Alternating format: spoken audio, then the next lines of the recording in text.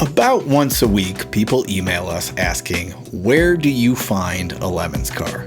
And there are a lot of places you can find it, but one of the easiest ways to get a Lemons vehicle is to find a previously raced Lemons vehicle.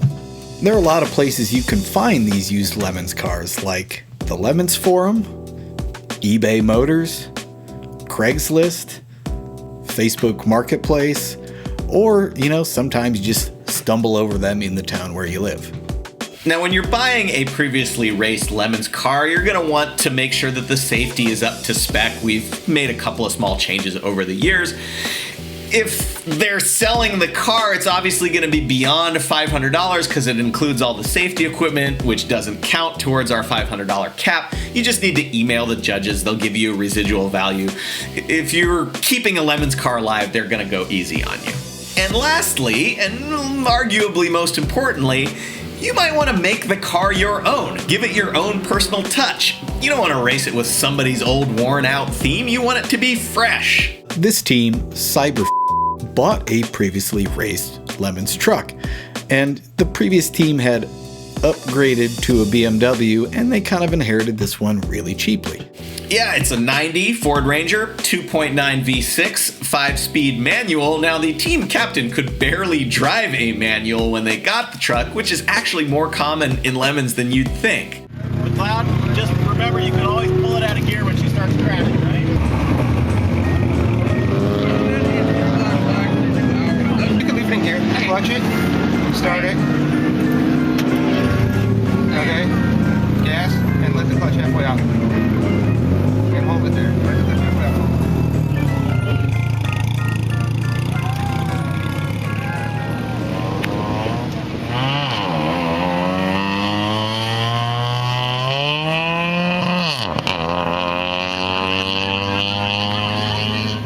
The only drivetrain mod is an aftermarket air filter. That's it.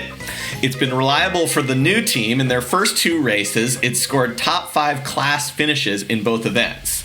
In buying a used Lemons car, how do you make it your own? Well, as it happens, when these guys bought this truck, the Cybertruck from Tesla had just come out. Unlike, say, a Ferrari 250 GTO, which has curved surfaces, you can replicate a Cybertruck with plywood because it's designed like this.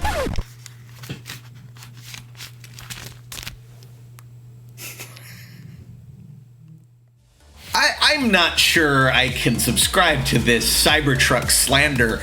Isn't Elon Musk a genius who is saving the world?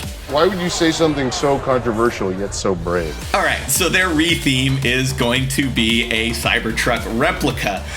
Body-on-frame cars, or in this case a body-on-frame Ford Ranger, they have a big advantage when it comes to a major redesign of the shape. We do have rules about fenders not altering factory crash structures, so if you're going to, say, remove a truck bed and replace it with the Cybertruck, you can do that, but it's always a good idea to check in with us before jumping in. Now, so long as you do it well, we're likely to approve it, and we're especially likely to approve a Cybertruck. I mean, just look at it. It's so dumb. Now, the unique styling has created an unexpected side effect, which is that despite not being a huge vehicle, it looks really imposing and has presence on the racetrack.